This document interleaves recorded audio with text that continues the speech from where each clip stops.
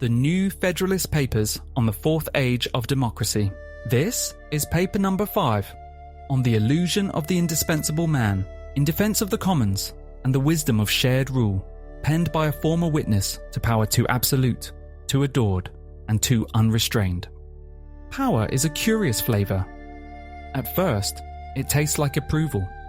Then comes necessity. Soon, it tastes like fear. And before long, it numbs the tongue entirely. I speak now not from theory or ideal, but from experience.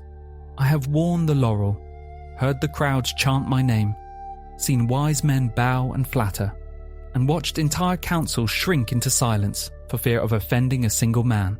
Let me tell you plainly, there is no greater threat to liberty than the worship of the indispensable individual.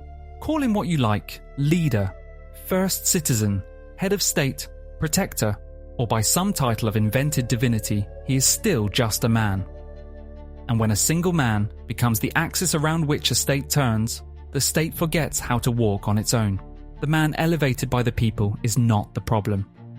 It is the belief that only he can save them, only he can speak for them, only he can rule them.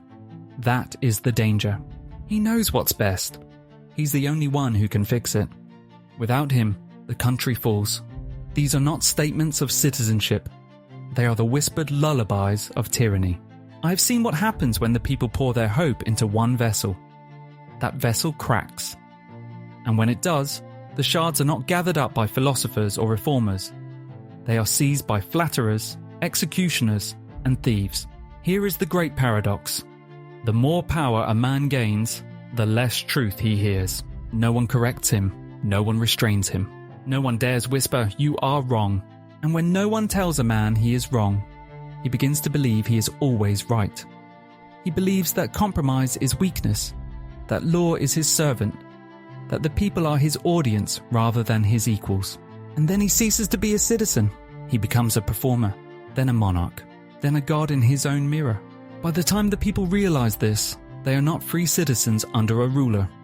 They are props in his performance. You have heard the word before, no doubt, the commons.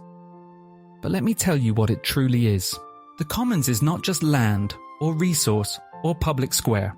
It is the moral agreement that no one person is above another. It is the radical, stubborn belief that governance belongs not to the mighty, but to the many. That law should serve the people, not the people serve the law's possessor.